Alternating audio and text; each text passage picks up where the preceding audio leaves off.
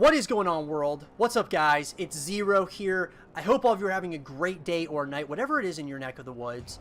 And with that being said, we are going to be jumping into another matchup between two players who you might not know too well, but at the same time, you might want to start paying a little bit of some attention to. Starting off in the bottom right-hand corner of Catalyst LE, playing with the Terran pieces, we have a player that goes by the name of Optimus. And on the opposite side of the map, playing top left-hand corner, playing on Catalyst LE with the Zerg pieces, we have a player goes by the name of Ryosis. So guys, these two players, I casted, of course, a game with them before, and these guys are really two players who I think that we might have to watch out for, because you never know who's going to be the next up-and-coming guys or girls in the Starcraft pro scene that are going to be grinding up the ladder. So I'm really interested to see, are these two guys going to be players who go very far in tournaments moving forward? And you never know. You definitely never know, because Starcraft is consistently evolving, and that makes it so much fun and so incredible, right? So looks like we got standard builds on both sides of the map, guys. We got a quick hatch gas pool from none other than our Zerg player. And then on the opposite side, we also, it seems like it's a pretty standard barracks into a gas geyser, and now he's going for his orbital command. Looks like Optimus is going to go ahead and get his natural expansion here very shortly.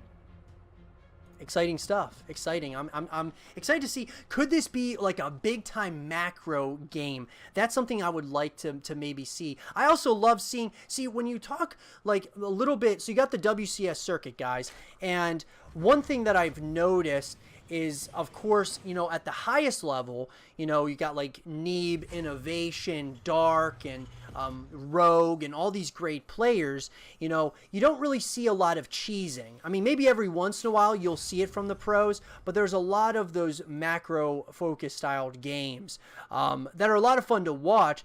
Sometimes on the lower side of the WCS circuit, you may see more cheese, and sometimes that can make for some very exciting and fun-filled games. Reaper makes its way across the map here. You got to be careful that you don't get surrounded here by a bunch of these Zerglings.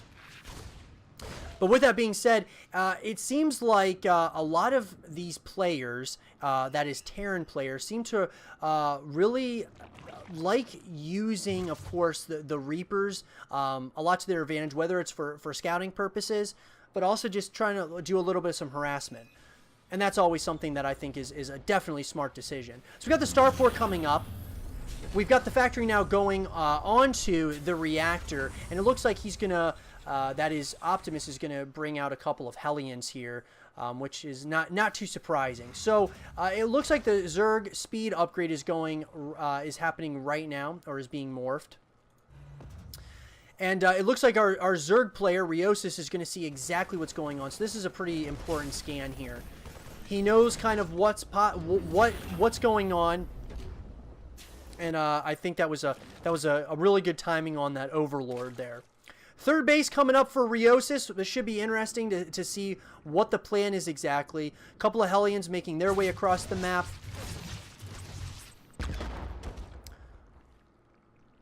And Ryosis looks like he's starting to pile up he's getting a few queens here, that's for sure.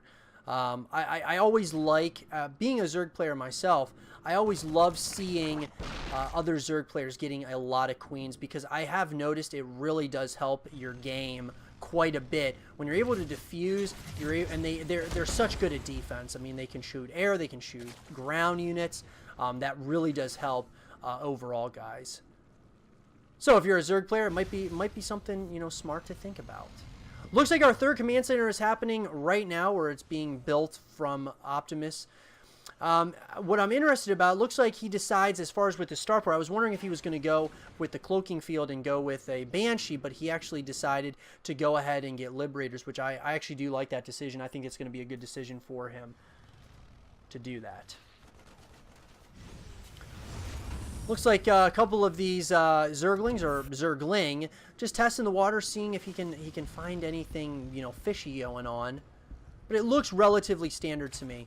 We got a timing push here of a bunch of Hellions and 1 lowly Reaper.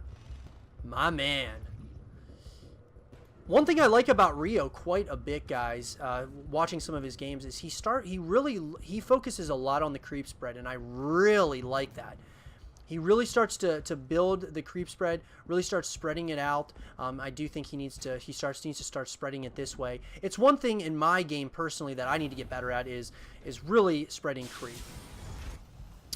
So we have the armory, and we have the +1 coming out of the armory, which is quite an interesting decision here.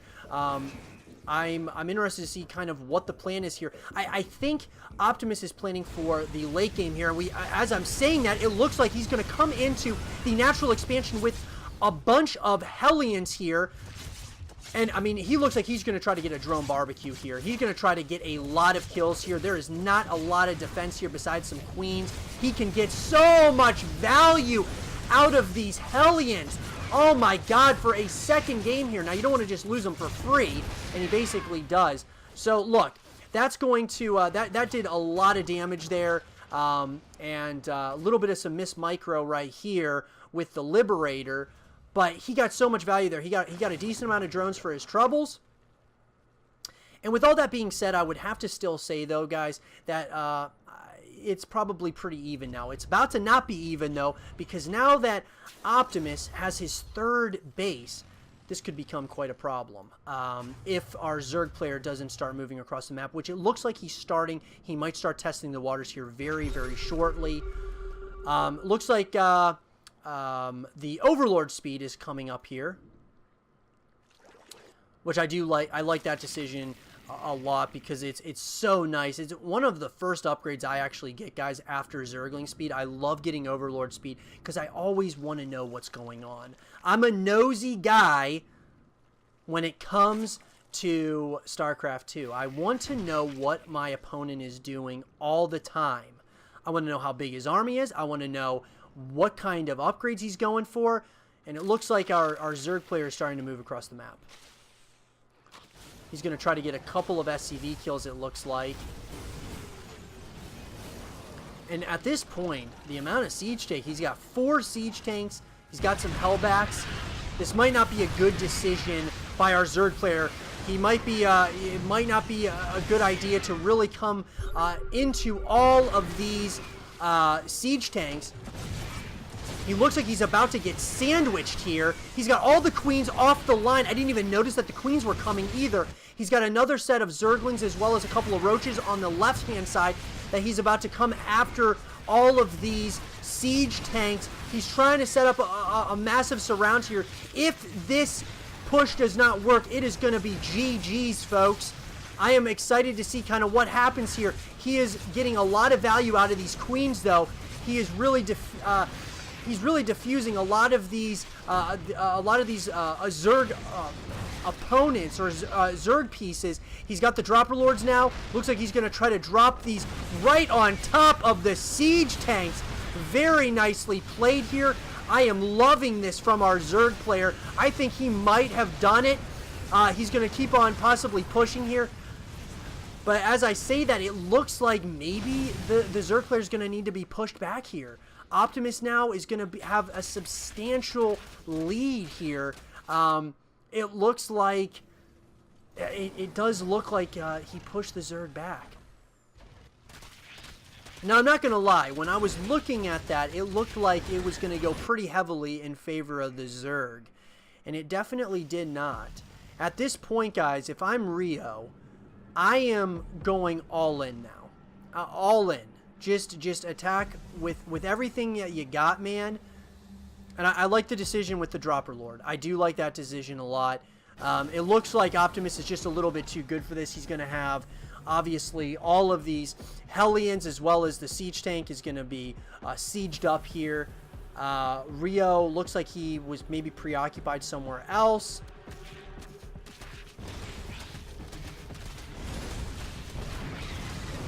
So it looks like he's trying to hit on every side of the map here. This is an interesting push here. This is really interesting. All of these Hellions, though, are going to come and try to just... They are just getting so much value for Optimus. This is unbelievable how many kills these these Hellions are getting right now. Unbelievable. And on the opposite side of the map, he forced this Zerg player back. And Ryo at this point is so behind now. He's going to have to drone up so substantially. And our Terran player is just sitting happily now on 3 bases because the Terran player has what we call mules, guys. And these definitely help out so much. They help out so much with giving you a real boost in your economy.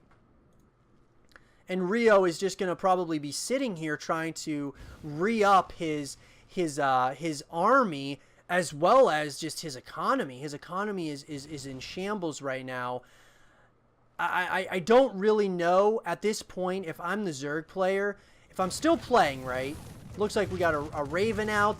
I mean, Optimus is just firing on all cylinders. He is firing on all cylinders. He is not allowing anything from this Terran player. It looks like this might be the final all-in by Ryo. He might be trying to at least get this base to try to stay somewhat in the game. I don't know if that's going to happen. He has so many Hellions. That is Optimus. They are getting the surround on the Roaches and the Ravengers. Oh my god, what a barbecue. I have not seen this many Hellions really used in this kind of matchup in quite some time. And on the opposite, in the natural expansion, we have one lowly Roach that's trying to do some damage. But the amount of Hellions is just unbelievable, guys. It is going to be just a drone and Roach barbecue here. This is just, I mean, that was just unbelievable. How many Hellions that we just saw there, guys. Optimus just kept on making them, and he was getting so much value out of them. Unbelievable. That was just unbelievable. But really, really cool, guys. Absolutely awesome. I absolutely love that, and that was really neat. That was super cool, guys.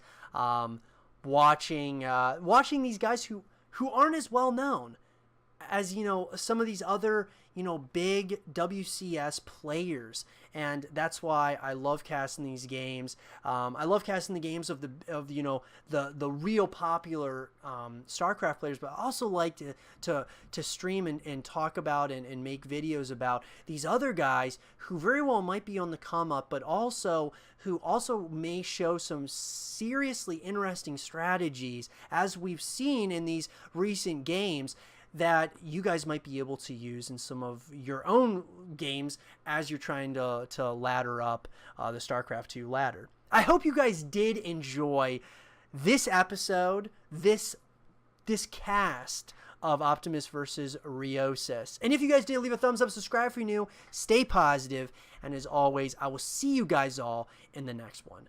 Peace.